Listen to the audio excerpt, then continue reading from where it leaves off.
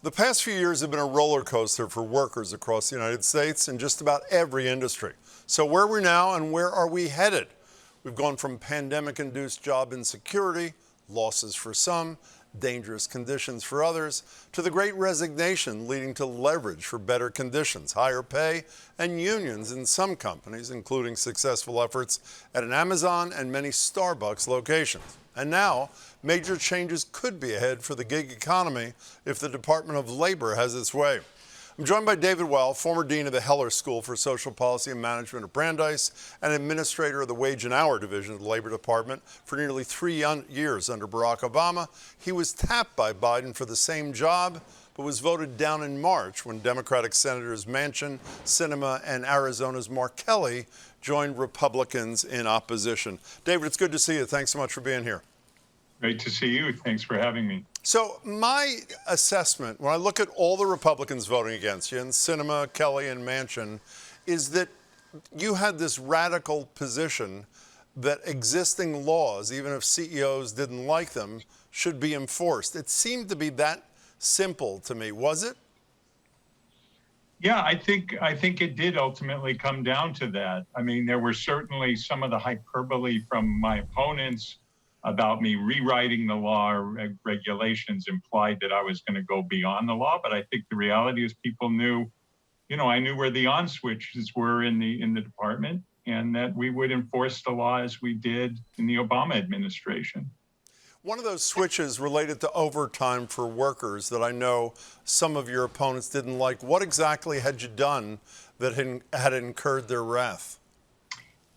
Well, what we did was, in response to President Obama, said we needed to basically make sure that the overtime rule covered the people that it was intended to. And over time, and particularly because of some changes that happened in the Bush administration, overtime protections eroded.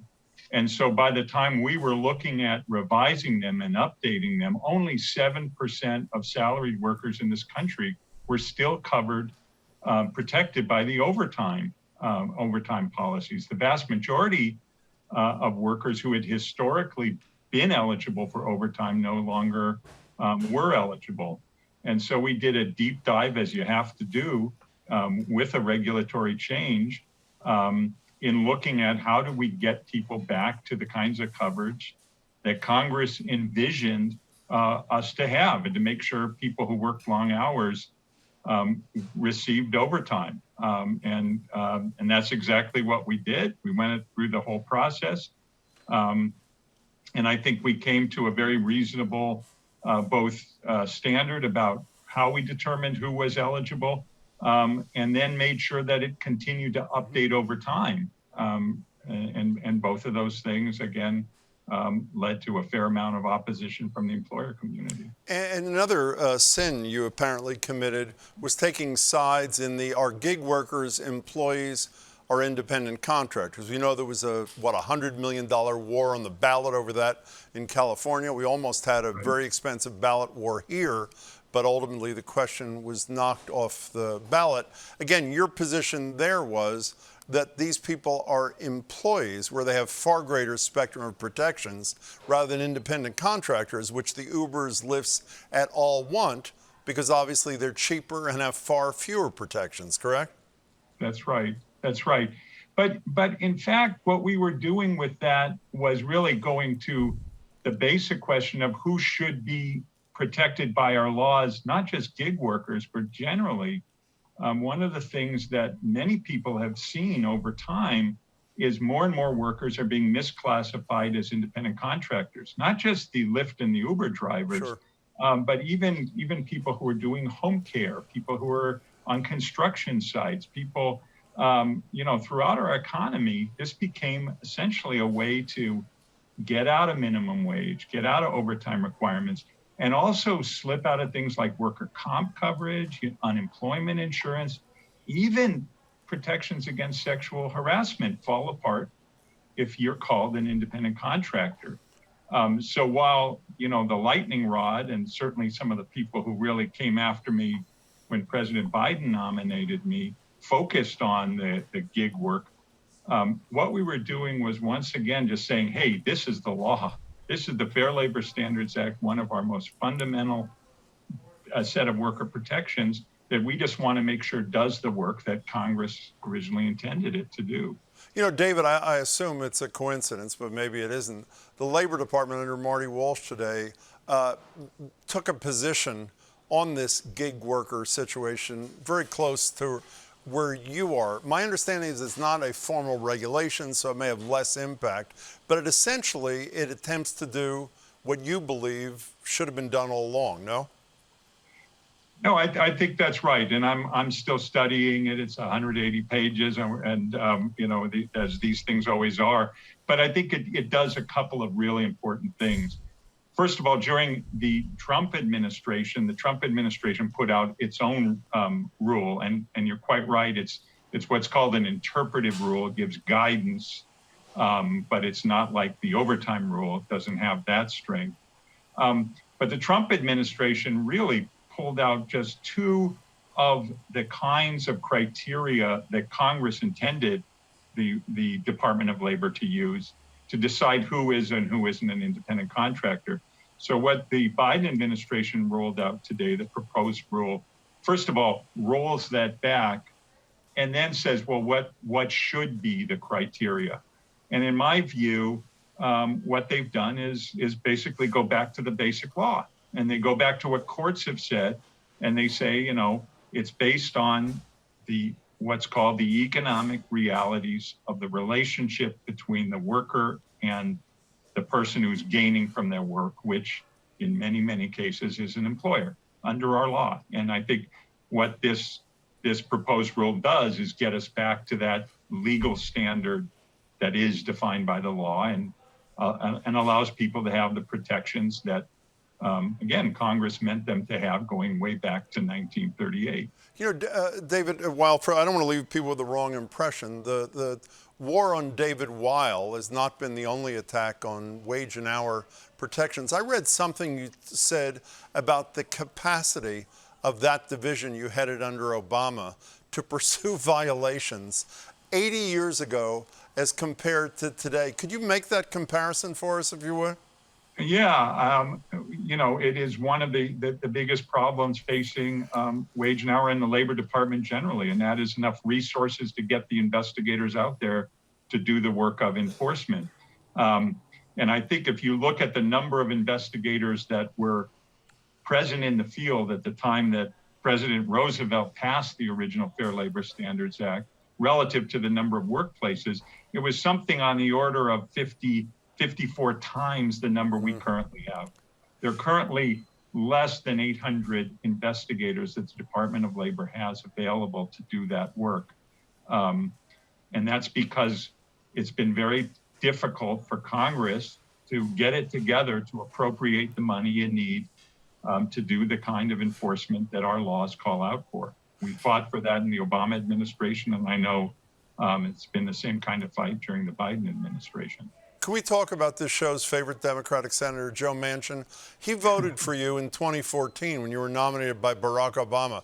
What changed in between?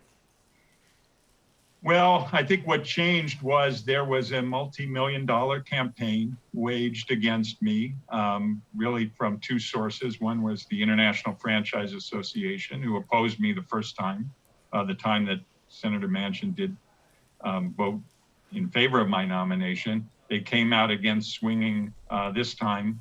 And then you had the platform companies who were also pouring a lot of money into trying to soften those three senators on supporting me, and mischaracterizing my position.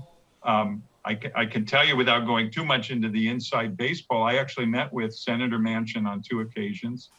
It was certainly my impression after the second meeting we had his support. The night of my confirmation, I really assumed that I would be, I was packing my bags and ready to go. Senator Sinema was actually the first to flip her vote and vote against me, and Senator Kelly quickly followed, and then Senator Manchin also decided he wasn't going to follow, I guess, on that sword. and also opposed my nomination. Is there a moral to the story apart from the fact that to those 53 senators, business contributions matter more than protecting the rights of American workers, or is that it? Well, I think, I mean, this is, I guess, an age-old story of very powerful economic interests fighting against worker protections. And, this was the 2020 version of that, or 2021 version of that.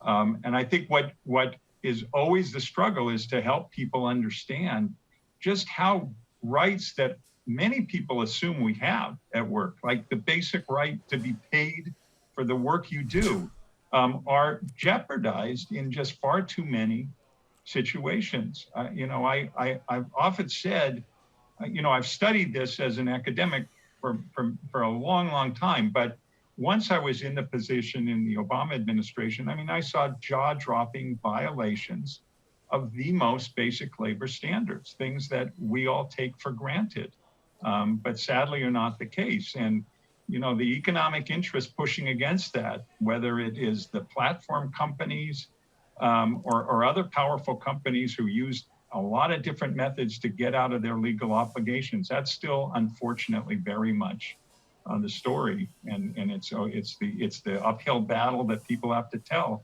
about the importance of these protections and the powerful interests that push against it. Speaking of powerful interests, before you go, I think most people watching know the public approval of labor unions in this country is as high as it's been in roughly 50 years, close to 7 in 10. I think the places that most people identify is obviously the Amazon warehouse in New York and the dozens of Starbucks locations around the country, including quite a few here. Here is the lead anti-union spokesperson, who also happens to be the head of the company, Howard Schultz, earlier this year on the effort to unionize his workers. Here he is. My faith and confidence in the future of Starbucks is based on my faith and confidence in you, not some outside force that's going to dictate or disrupt what we are. David, in the last minute we have, can Starbucks serve as a model for organizing outside the barista world, or are their workplaces too small and too aberrational to be models for other organizing? No, I think they can be a model, and I think they can be a model with a number of respects. It takes a lot of bravery to come out and support a union in the environment we have. It takes bravery basically to assert your rights to get a minimum wage, let alone get a union. And what I find remarkable about the Starbucks workers, and I had a chance to meet with several of their organizers a couple weeks ago, is how they really built this from the ground up. And they built it because they have faced a whole range of problems at the workplace for a long time and were quite frankly fed up about it. And they built the union somewhat in the way that unions used to be built, really from the ground up, from their own experience, with a lot of passion, a lot of creativity, and a lot of bravery. And I think they've been very strategic in how they have played out the campaign, how they're preparing ultimately to bargain. And it resonates. I have to tell you, I grew up in a small town in northeastern Colorado, a very red part of Colorado.